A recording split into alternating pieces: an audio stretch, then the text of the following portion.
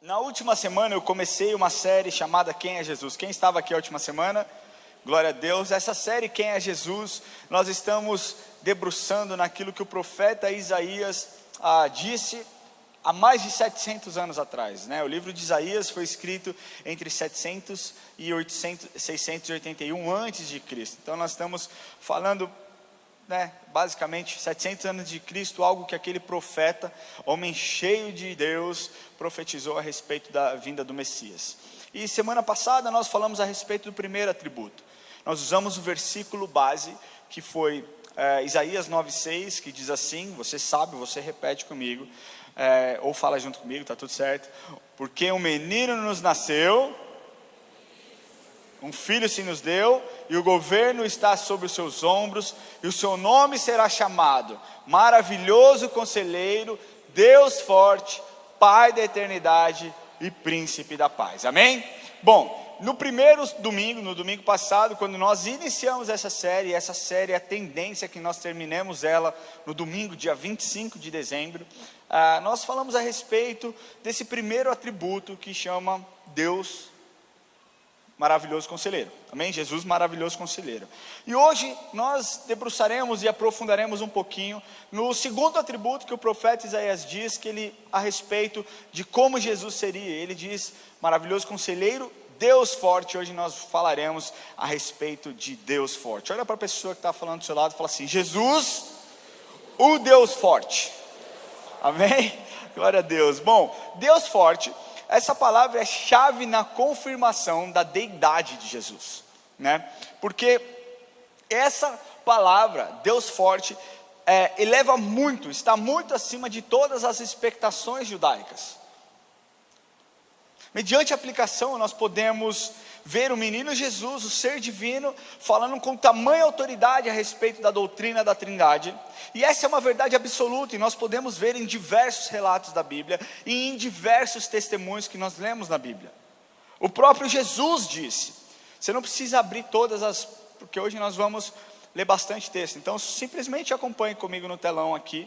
Primeiro o próprio Jesus disse a respeito da deidade dele, né, de como ele faz parte da Trindade, né? Ele diz assim em Lucas 22, 69 e 70, desde agora estará assentado o Filho do Homem à direita do Todo-Poderoso Deus. Então disseram todos, logo tu és o Filho de Deus, e ele respondeu, vós dizeis que eu sou. Aqui Jesus ele faz uma alusão à sua glorificação como algo tão certo que já estava acontecendo. Sua glória extraordinária provaria suas reivindicações. Jesus ele não precisava se defender, pois a sua defesa seria repelida por homens que propositadamente queriam e preferiam viver os seus traumas e viver em trevas espirituais, tá? Então Jesus afirmou a respeito da sua deidade. Os discípulos afirmaram a respeito da deidade de Jesus. Colossenses 1,15 diz assim: Ele nos libertou do império das trevas e nos transportou para o reino do Filho do seu amor, no qual temos a redenção, a remissão dos pecados. Esta é a imagem do Deus invisível, o primogênito de toda a criação. E foi também revelado pelo Deus Pai. Diz assim, 1 João 5,7, pois há três que dão testemunhos no céu, o Pai, a Palavra e o Espírito Santo, e esses três são um. Aí você fala, tá, mas onde está Jesus? Jesus é a Palavra, Jesus é o Verbo. Se nós pegarmos aquilo que está escrito em João 1, no Evangelho de João, capítulo 1, versículo de 1 a 3, diz assim: no princípio era o Verbo, e o Verbo estava com Deus, e o Verbo era Deus. Ele estava no princípio com Deus. Todas as coisas foram feitas por intermédio dele, e sem ele, nada do que foi feito se fez. Muito provavelmente, você que já é cristão, você que já frequenta a Church Campinas, ou seja, lá onde você está, você acredita na Trindade, está tudo certo, nós sabemos, Deus Pai, Deus Filho, Deus Espírito, então isso para você não é um problema, mas se por um acaso na sua cabeça existir alguma confusão a respeito da deidade de Jesus, de que Jesus realmente é o Deus Filho, aqui eu acabo com todas as suas dúvidas, amém? Eu não, o Espírito Santo, amém? Nós falaremos hoje sobre Jesus, o Deus forte. Não existe Deus como nosso Deus. Você já parou para pensar? Que não existe Deus forte como o nosso soberano Senhor? Você já parou para pensar nisso? Quando a palavra revela quem é Jesus e o poder que existe nele, meu querido, ao nome de Jesus, todo joelho se dobra, ou então todo joelho se dobrará, e toda língua confessa que Ele é o Senhor. Esse é o nosso Deus. Ele tem um nome forte que expulsa todos os demônios. Não existe mal que detenha, que se agarre a um lugar que não seja possível expulsar em nome de Jesus. Não existe enfermidade que possa surgir na vida de qualquer ser humano que o nome de Jesus não possa curar. Não existe caminho talvez tão perdido que você possa percorrer que Jesus Cristo não possa te resgatar. E eu não sei pelo que você entrou aqui hoje. Talvez você entrou para ver uma apresentação, mas eu quero aqui chacoalhar você e te dizer que Jesus está aqui. E Ele vai falar com você, e Ele vai te resgatar de onde você estiver, em nome de Jesus.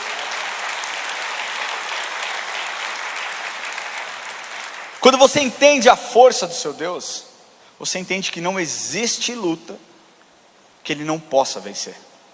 Que não existem batalhas onde Ele entra que Ele não ganhe. Essa é a diferença do nosso Deus. O nosso Deus, quando Ele entra na parada, meu irmão, Ele entra para ganhar. Você já pensou na Copa do Mundo, aí eu tenho certeza disso. Você ficou triste, eu também fiquei. Mas vamos voltar ao culto. Não existe luta que Jesus Cristo entrou na história que Ele perdeu. E eu poderia citar inúmeras lutas, eu poderia citar inúmeros problemas que Jesus enfrentou, mas eu quero me ater a 3 pontos. Talvez esses 3 pontos sejam os pontos mais incomuns, mas mostra a força e o poder do nosso Senhor. Amém? Primeiro que eu quero falar para vocês é que Jesus venceu a natureza. Greenpeace. Não é isso, Jesus não foi lá e desmatou a Amazônia, não é disso que eu estou falando. Mas Jesus, Ele venceu todas as suas batalhas. Deixa eu te falar uma coisa, eu nunca conheci alguém que tem tamanha autoridade para mandar mudar condições climáticas. Você já conheceu alguém? De verdade, você já conheceu alguém? Se nós tivéssemos o poder de mudar as condições climáticas, a gente não passaria o final de ano tão frustrado, não é verdade? Você que vai para a praia, espera o ano inteiro, junta dinheiro, junta o 13º, junta tudo quanto é, junta férias, e aí você fala, uau, eu vou curtir a praia. Aí você pega todos os meses, aquela lua, aquele sol, você fala, Jesus Cristo, me espera na praia que eu vou para lá. E aí vai chegando, dezembro entra, aquele sol, e vai ser irado, vai ser animal, a praia vai ser incrível. E aí você começa a preparar as suas coisas, você começa a empacotar, e o sol lá, trincando, rachando. Quando você começa a botar as coisas no seu carro para você pegar a estrada, começa a fechar o tempo. Você sabe do que eu estou falando. Começa a fechar o tempo, você fala, não, dá para ir, no mormaço dá para ir ainda, né? Vamos lá no mormaço que vai dar bom, vai dar praia, vai dar surf, vai ser top. E aí você vai, e aí você já começa, você já pega a serra, já vai aquela enxurrada de água, você fala, Jesus, está chovendo tanto que cachorro bebe água em pé. E água, e água, e água, e aquele sol que durou e perdurou durante 360 dias, decidiu mudar o seu clima justamente na semana que você vai para a praia. Você passa o fim de ano, a virada de ano, trancafiado dentro do apartamento. Falando, por que, Jesus? Podia ter chovido o mês inteiro. Podia ter chovido o mês de janeiro inteiro, mas choveu justo. E aí, detalhe, quando você bota as coisas no carro para subir a serra, o sol aparece. Não é assim? O Réveillon, ano passado, eu passei curtir com a minha irmã lá no Guarujá, chovendo, gente. Eu falei, cara, não dá para ficar no apartamento aqui. Vamos subir. Dia 1º aquela lua. Eu falo, dia 1º eu tinha que ir embora, eu tinha que pregar aqui, acabou. Mas você sabe do que eu estou falando. Agora imagina se nós tivéssemos o poder de falar assim, nuvem, vai para lá, sol, vem para cá, vamos brilhar, nuvem, espera mais um pouquinho, carrega um pouquinho mais de água aí, que você vai despejar a sua água daqui a um tempinho, na madrugada, para não atrapalhar ninguém. A gente não tem poder, mas Jesus enfrentou condições climáticas por 2 vezes relatadas na Bíblia. Eu quero te falar, para que você entenda o poder que tem, o poder que Jesus Cristo tem. Mateus 8, de 23 a 27, diz assim: entrando ele no barco, seus discípulos o seguiram. E eis que sobreveio no mar uma grande tempestade, de sorte que o barco era varrido pelas ondas. Entretanto, Jesus dormia. Mas os discípulos vieram acordá-lo, clamando: Senhor, salva-nos, pereceremos. Perguntou-lhes então Jesus: por que sois tímidos, homens de pequena fé? E levantando-se, repreendeu o vento e o mar, e fez-se grande bonança. E maravilharam-se os homens, dizendo: quem é este que até o vento e o mar lhe obedecem?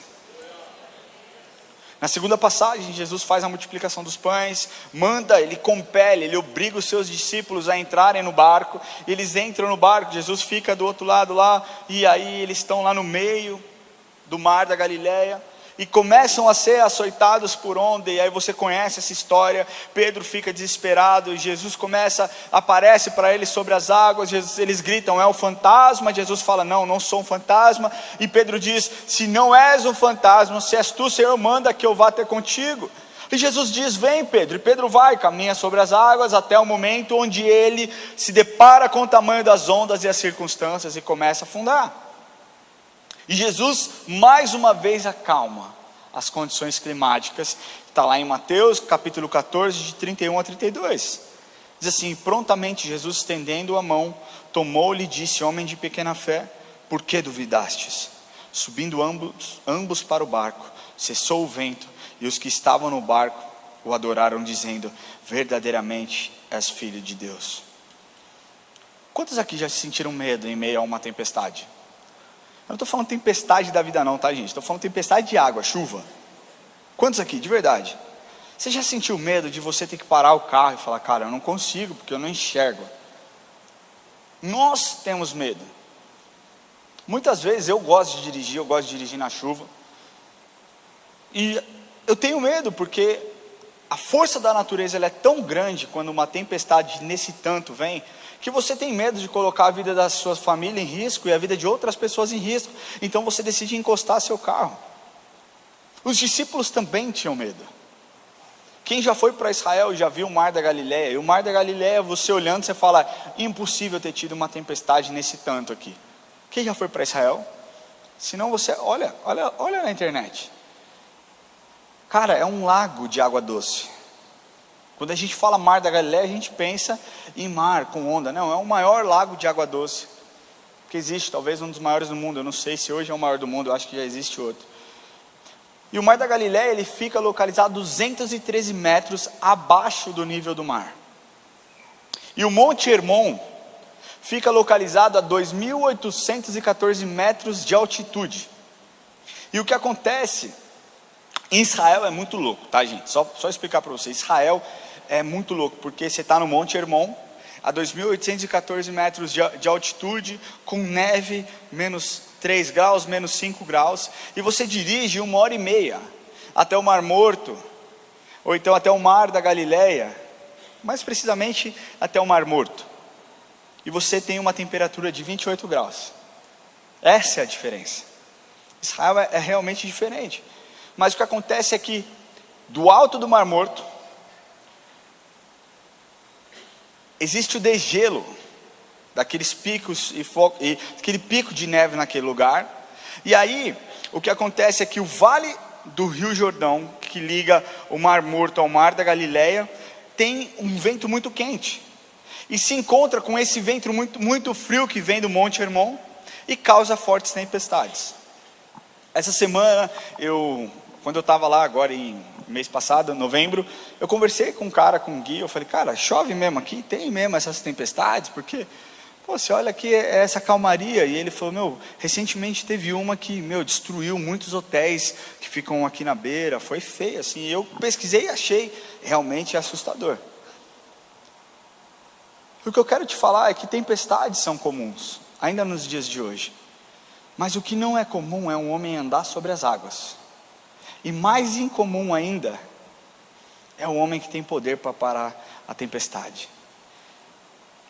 Nesse contexto, Jesus mostrou o seu infinito poder sobre a natureza. Ele se mostrou forte e fez com que a tempestade se acalmasse. Eu poderia aqui ficar aplicando sobre as tempestades da sua vida, e talvez você queira ouvir isso. Eu estou passando por uma tempestade na minha vida, Deus pode, mas eu não quero falar sobre isso hoje. Hoje eu quero que você contemple o Deus forte a quem você serve. Porque quando você contempla o Deus forte a quem você serve, você entende automaticamente que não importa o tamanho das ondas, não importa o tamanho das dificuldades, Ele está do seu lado e Ele te dará a vitória. Amém? Glória a Deus.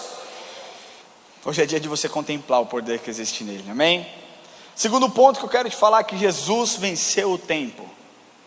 Como assim, Ramon, Jesus venceu o tempo? Nós aqui pregamos a respeito do nascimento de um menino. O menino Jesus. E o Lamartine, no culto das 10h30, o apóstolo Lamartine disse muito bem, porque um menino nos nasceu, mas quem nos foi dado não foi o menino, foi o Filho de Deus. Quando você pega um recém-nascido, existe uma fragilidade, existe a moleira que não está firmada, existe parte dos organismos e dos órgãos que ainda estão fechando e tudo mais. Mas Jesus, Ele era 100% Deus. Entenda uma coisa, embora Ele tenha se despido de toda a sua autoridade, Ele era 100% homem e 100% Deus. E Ele venceu o tempo. Hebreus 13:8 diz assim: Jesus Cristo ontem e hoje é o mesmo, e o será para sempre. Você pode repetir isso? Amém. Jesus Cristo ontem e hoje é o mesmo, e o será para sempre. Há muitas coisas que ficam subentendidas nesse versículo, e dentre essas coisas, o fato de que todos os heróis apresentados para nós, heróis que aparecem, não estou falando de heróis em quadrinhos que não existem, estou falando de heróis reais, homens e mulheres que fizeram a diferença na nossa história. Todos esses heróis, sem exceção, são transitórios e temporais. Você já parou para pensar nisso? Todos os heróis, se nós pegarmos Martin Luther King, que foi um baita de um homem, se nós pegarmos os apóstolos, que são os nossos heróis da fé, se nós pegarmos Abraão, o pai da fé, se nós pegarmos outras tantas pessoas que passaram por esse mundo e fizeram a diferença, e nós podemos olhar e falar: uau, essa pessoa é diferente. Madre Teresa, ai, mas ela é católica, e daí? Foi uma mulher que fez muita coisa e mudou muitas vidas, e levou muitas vidas aos pés de Jesus. Tantas pessoas que passaram pela nossa vida e são olhadas e são admiradas como heróis. Todas essas pessoas são heróis transitórios e temporais. Esses heróis, eles têm os seus exemplos aplicados e explicados para nós através da memória, da sua trajetória. Mas o que eu quero te falar é que Jesus é diferente. Jesus, o seu exemplo é eterno e é imutável. Não, você não entendeu, porque se você tivesse entendido o que eu falei a respeito de Jesus, você estaria pulando do seu lugar. Todos os heróis são transitórios, mas Jesus Cristo é imutável. Amém? Aplauda o Senhor. É sobre Ele que nós estamos falando nesse lugar. O fato da crença dos homens mudar acerca de quem Jesus é, porque o fato é que as pessoas pegam Jesus e nos dias de hoje tentam adaptar Jesus ao seu estilo de vida. O fato das pessoas mudarem os seus pensamentos acerca de Jesus não muda uma verdade absoluta, que Ele é o mesmo ontem, hoje e será para sempre. Isso não muda. Eu quero te falar que o Jesus histórico é igualmente o Jesus a quem nós adoramos e servimos nos dias de hoje. Eu quero te falar que o Jesus histórico é o mesmo Jesus teólogo que nos ensina. Ele não foi meramente um homem bom, ou um homem que fez muitas coisas, ou um excelente mestre. Ele é o Senhor da glória no sentido mais literal possível da palavra. Ele é o Senhor da glória, a Ele toda a honra, a Ele toda a glória, a Ele todo o louvor. Ele é o mesmo ontem, porque o seu propósito e a sua natureza estavam fixos. Ele tinha clareza naquilo que ele tinha vindo fazer. Ele planejou a redenção humana. Ele é o autor da nossa fé, e a Ele a quem nós devemos adorar e contemplar o seu poder. Ele era o mesmo ontem, Ele é o mesmo hoje, porque Ele é o objeto presente da nossa fé. Acorda, igreja. Ele é o objeto presente da nossa fé. Ele tem um poder transformador, o qual através do Espírito vai tornando e vai formando em nós a si mesmo segundo a sua própria natureza. Está escrito lá em 2 Coríntios 3:18, diz assim: e todos nós com os rostos desvendados, contemplando como por espelho a glória do Senhor, somos transformados de glória em glória na sua própria imagem, como pelo Senhor o Espírito. E eu quero te dizer que Ele será o mesmo amanhã, porque Ele nos trouxe a revelação final de Deus. Se tiver ou se houver maiores revelações, serão apenas extensões daquilo que Ele já nos revelou. Ele não vai nos apresentar um novo Salvador, o Salvador já veio, já apareceu. É esse Deus que nós adoramos. Todo o tempo passado contou com um Cristo imutável e com o Verbo eterno. Todo o tempo presente, enquanto nós pudermos dizer agora, é digno e exige a nossa lealdade e o nosso coração. E todo o tempo futuro, não haverá nenhuma modificação daquilo que foi dito nas suas palavras. Que coisa mais linda. Quero te dizer que em Cristo se acham todos os tesouros de sabedoria, de conhecimento, de poder. Nós não podemos encontrar essas coisas em nenhuma outra pessoa, somente nele. Em Jesus nós temos a nossa finalidade e perfeição. Obrigado, Jesus. Fala para você: em Jesus eu tenho a minha finalidade e a minha perfeição. Glória a Deus por isso.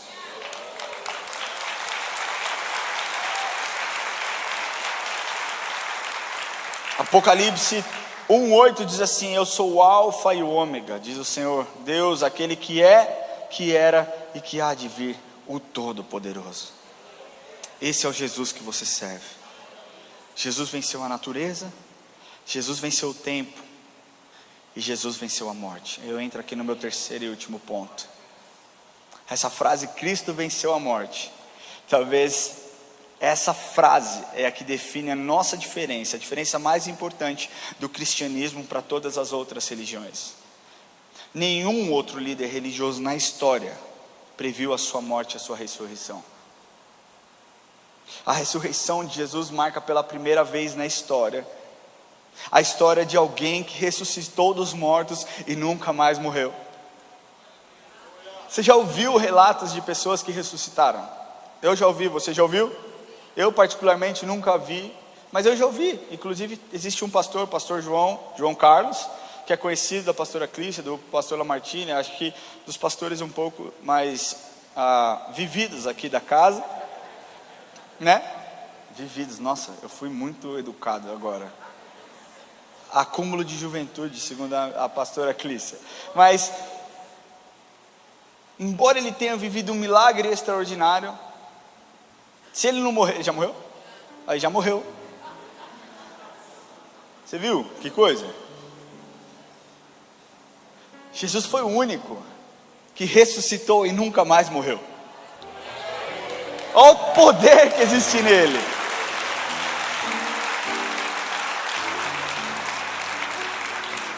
Jesus predisse a sua morte na Bíblia por 4 vezes, só no livro de Mateus. Eu vou ler com vocês. Jesus predizendo a sua morte. Mateus 16:21, diz assim, Jesus dizendo: desde esse tempo começou Jesus Cristo a mostrar aos seus discípulos que lhe era necessário seguir para Jerusalém e sofrer muitas coisas dos anciãos, dos principais sacerdotes e dos escribas, ser morto e ressuscitado no terceiro dia. Primeira vez. Segunda vez está lá em Mateus 17:22-23. Reunindo eles na Galileia, disse-lhes Jesus: o Filho do Homem está para ser entregue nas mãos dos homens, e estes o matarão, mas ao terceiro dia ressuscitará. Então os discípulos se entristeceram grandemente. Segunda vez. Terceira vez, está lá no capítulo 20, versículo 18 e 19. Eis que subimos para Jerusalém, e o Filho do Homem será entregue aos principais sacerdotes e aos escribas. Eles o condenarão à morte, e o entregarão aos gentios para ser escarnecido, açoitado e crucificado, mas ao terceiro dia ressurgirá. Terceira vez. Vamos para a quarta vez, está lá no capítulo 26, versículo 2. Sabeis que daqui a 2 dias celebrar-se-á a Páscoa, e o Filho do Homem será entregue para ser crucificado. Essa profecia sobre o acontecimento não foi um acidente. Você concorda comigo? Assim como a ressurreição não foi uma surpresa, Jesus já tinha dito que ele ressurgiria. Jesus já tinha mostrado que ele ressurgiria. Esse Deus que nós servimos, meu irmão, ele é um Deus tão forte que estava vivo e morreu. Mas a história não para por aí, porque somente se ele tivesse vivido e morrido, ele seria como qualquer outro. Você pode ir a determinado lugar e visitar o túmulo de Allan Kardec, você pode visitar o túmulo de Buda, você pode visitar o túmulo de Maomé, você pode visitar o túmulo de líderes religiosos, até mesmo de papas. Mas com Jesus é diferente, porque não se trata de um homem que viveu e morreu, mas se trata de um homem que morreu e ressuscitou. A morte não pôde deter Jesus. E a respeito desse Jesus que nós dizemos, o apóstolo Paulo disse lá em 1 Coríntios capítulo 15, versículo 14: e se Cristo não ressuscitou, em vão é nossa pregação e em vão é a vossa fé. Talvez você esteja falando, cara, o que isso tem a ver com o nascimento de Jesus? Sem o nascimento do Messias não haveria morte, sem a morte não haveria ressurreição, e sem a ressurreição não existiria você liberto do cativo. É por isso que nós estamos aqui, para adorar o menino Jesus, mas olhar e saber que ele é o próprio Deus, cheio de poder para vencer as trevas. É esse Jesus que eu estou te dizendo. Apocalipse 1, 17, eu peguei da metade do 17 até o 18, diz assim: porém ele pôs sobre mim a mão direita, dizendo, não temas, eu sou o primeiro e o último, e aquele que vive. Estive morto, mas eis que estou vivo pelos séculos dos séculos, e tenho as chaves da morte e do inferno.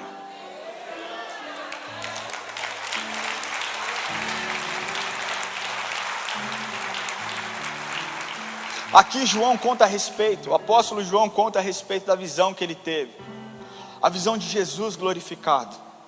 E esse talvez seja um dos textos mais lindos de toda a Bíblia.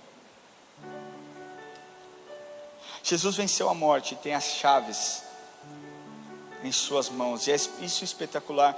Você tem chave aí? Pega a sua chave, balança a sua chave. Pode ser de carro, pode ser da casa, pode ser do seu escritório.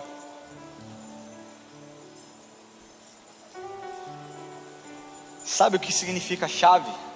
Não o significado da palavra, tá? A chave, ela significa autoridade. Você tem um carro, você tem uma chave, você tem autoridade para ligar o seu carro e andar com o seu carro. A menos que você faça a ligação direta, o que é errado. Só se você for o dono e perdeu a chave, aí você pode fazer, mas se você é um ladrão, não faça isso. A chave da sua casa serve para que você entre na sua casa, onde você tem descanso, onde você tem um tempo de comunhão com a sua família. Chave é sinal de autoridade, ele tem autoridade sobre a morte, sobre o inferno. Isso é o que a palavra de Deus diz. A conquista de Cristo sobre a morte foi permanente e eterna, e ela foi com um propósito. E você sabe qual foi o propósito da morte de Cristo e da ressurreição? Gerar vida em você. A morte de Jesus e a ressurreição de Cristo gerou vida em você. E eu quero concluir essa mensagem com o que está escrito lá em Isaías, o mesmo profeta que nós estamos falando, que disse a respeito dos atributos de Jesus. No capítulo 53, que é um dos capítulos mais fortes, que narra como seria a crucificação de Cristo. Eu tirei um trecho. Dos versículos 4 e 7 diz assim: certamente Ele tomou sobre si as nossas enfermidades, e as nossas dores levou sobre si, e a nós o reputávamos por aflitos, feridos de Deus e oprimido, mas Ele foi transpassado pelas nossas transgressões, e moído pelas nossas iniquidades. O castigo que nos traz a paz estava sobre ele, e pelas suas pisaduras fomos sarados. Todos nós andávamos desgarrados como ovelha, cada um se desviava pelo caminho, mas o Senhor fez cair sobre ele a iniquidade de todos nós. Ele foi oprimido e humilhado, mas não abriu a boca. Como um cordeiro foi levado ao matador, e como ovelha muda perante seus tosqueadores, ele não abriu a boca. Foi isso que Jesus fez por você. Ele venceu a morte eterna para que você não precisasse mais viver como escravo do pecado. Ele venceu a morte para pôr um fim na maldição que entrou na terra por conta de um homem, por conta da desobediência de Adão. A morte entrou no mundo, mas por conta de Jesus nós temos a vida eterna. A sabermos que Ele vencerá a morte também, e nós venceremos a morte também. Como? Olha o que a Bíblia diz em João 11, capítulo 11, versículos 25 e 26. Disse-lhe Jesus: eu sou a ressurreição e a vida. Quem crê em mim, ainda que morra, viverá. E todo que vive e crê em mim não morrerá eternamente. Crês nisto? Você crê nisso? Se você crê nisso, se expresse agora na presença do Senhor. Se expresse na presença do Senhor. Eu queria chamar a equipe de louvor, e eu queria pedir que você feche seus olhos agora onde você estiver. Talvez você tenha entrado aqui pela primeira vez e não esteja entendendo o que está acontecendo. O que está acontecendo hoje é que nós celebramos o nascimento do Rei dos Reis, do Senhor dos Senhores. Mas o nascimento não foi necessário, foi necessário para que Ele pudesse ter uma trajetória, morte e ressurreição, para que você pudesse ser livre.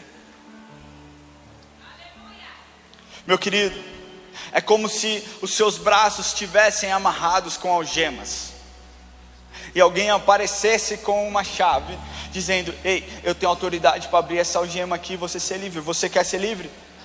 Existem pessoas que dizem: não, eu quero continuar preso ao meu pecado, eu quero continuar preso à pornografia, eu quero continuar preso a essa visão deturpada que eu tenho a respeito de Deus.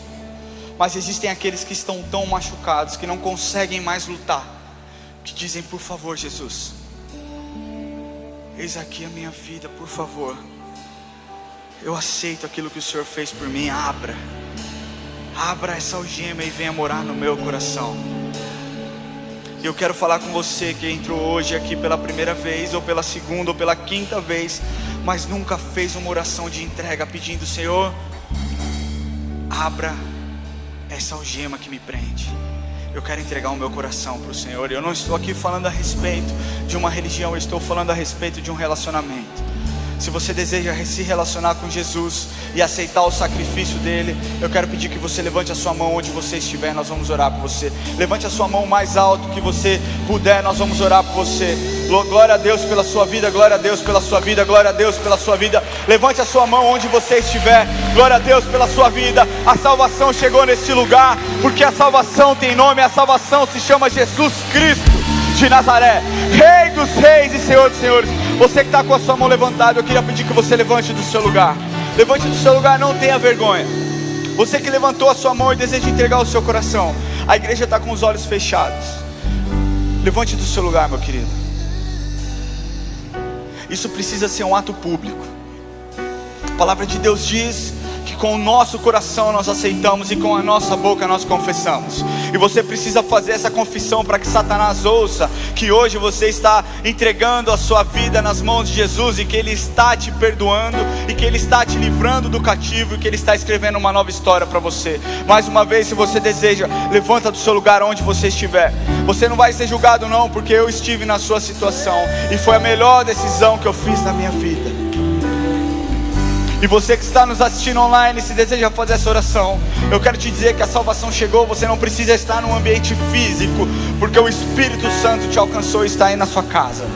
E você vai fazer essa oração comigo. Eu queria pedir, como um ato de coragem e de entrega, você que levantou a sua mão, que você saia do seu lugar e venha aqui à frente. Nós vamos orar com você. Saia do seu lugar, venha aqui à frente. Nós não vamos te pedir nada, somente venha. Somente venha, somente saia do seu lugar e venha. Glória a Deus. Glória a Deus, que lindo. Que coisa mais linda. Glória a Deus, sai do seu lugar. Venha, ainda dá tempo. Ainda dá tempo. Ainda dá tempo. palavra do Senhor diz: eis que estou à porta e bato. Se você abrir o seu coração, eu vou entrar na sua vida, eu vou fazer morada, e eu vou transformar a sua vida. Provai e vede que o Senhor é bom. Bem-aventurado aquele que nele se refugia. Saia do seu lugar. Se você arde no seu coração, se arde no seu coração entregar a sua vida, a salvação chegou e Deus vai escrever uma nova história para você. Meu querido, eu não tenho poder de nada. Ninguém de nós aqui temos poder de nada. Não importa o quanto eu busque, não importa o quanto eu me debruce, o quanto de jejum eu faça, se você não entregar e não entender que é a respeito dele, de nada vale.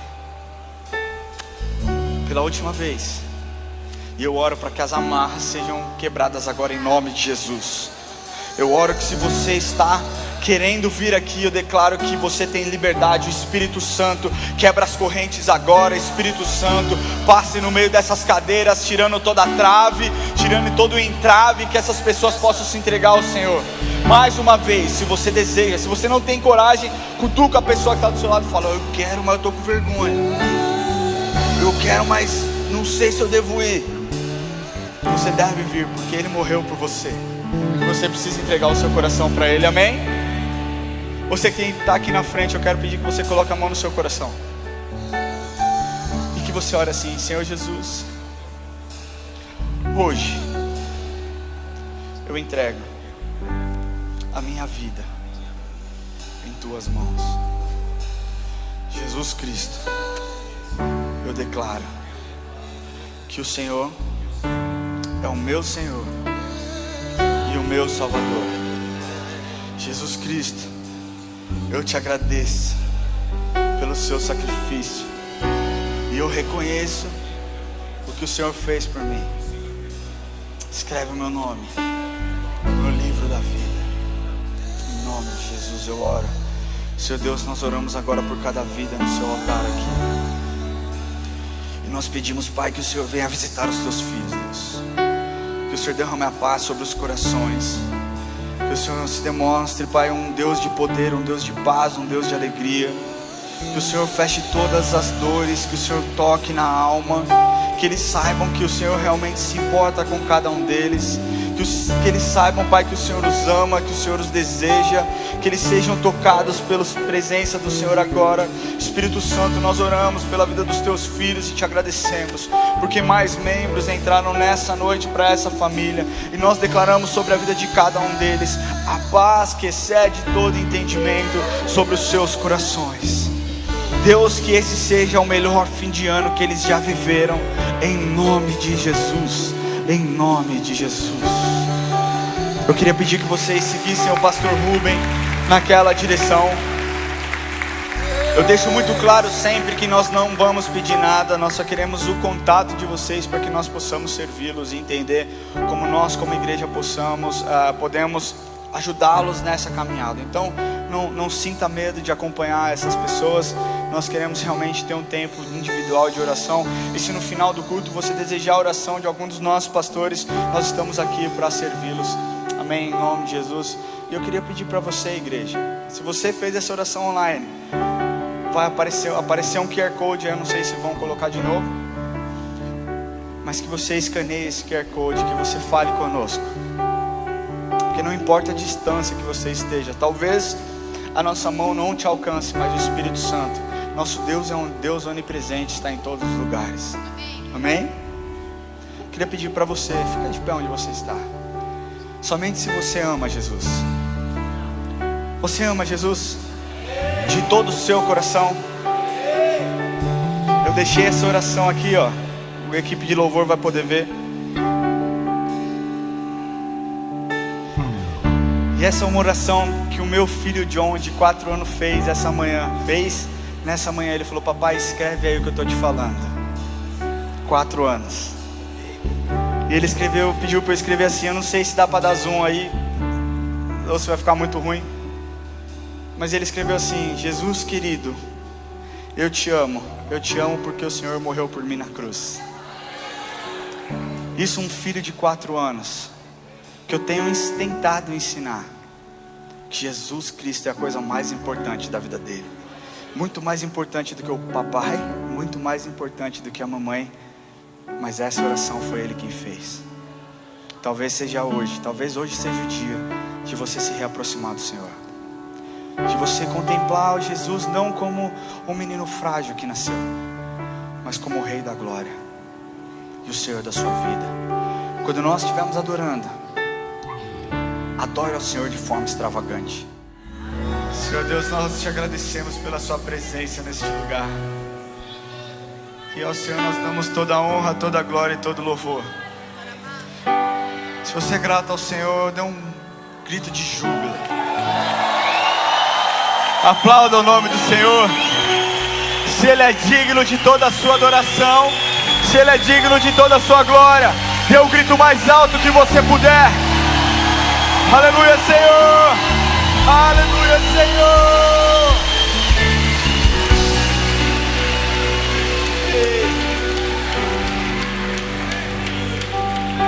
Cara, o que é lindo de Jesus é que quando nós invocamos a presença dEle, Ele se manifesta de uma forma como nós não esperávamos. Mas quando Jesus vem, Ele faz exatamente isso. Ele muda o ambiente. Ele começa a sacudir aquilo que precisa ser mexido. Ele transforma os corações. Eu sou grato ao Senhor por aquilo que Ele fez essa noite.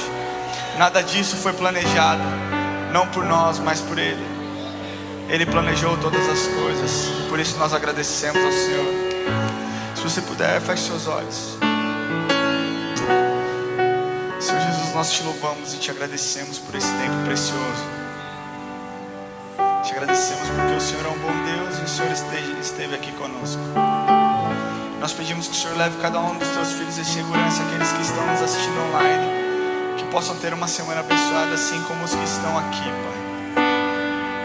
Que Deus, que nós não celebremos o Senhor apenas em datas especiais, mas que a nossa vida seja uma vida de celebração por aquilo que o Senhor fez nas nossas vidas. Assim como o Diego orou, Pai, que não seja algo pontual, que não seja apenas um movimento, mas que seja, Senhor, algo constante e contínuo, que nós possamos desejar a sua presença dia e noite, noite e dia, Pai. Encha-nos com a sua presença. Nós oramos agora, encerrando esse culto, a oração que o Senhor nos direcionou a orar. E oramos, Pai nosso que estás no céu, santificado seja o teu nome. Venha a nós o teu reino, seja feita a tua vontade, assim na terra como no céu. O pão nosso de cada dia nos dai hoje. Perdoai as nossas dívidas, assim como nós perdoamos aos nossos devedores. E não nos deixes cair em tentação, mas livra-nos do mal, pois teu é o reino, o poder e a glória para sempre. Aplauda o nome do Senhor. Aleluia.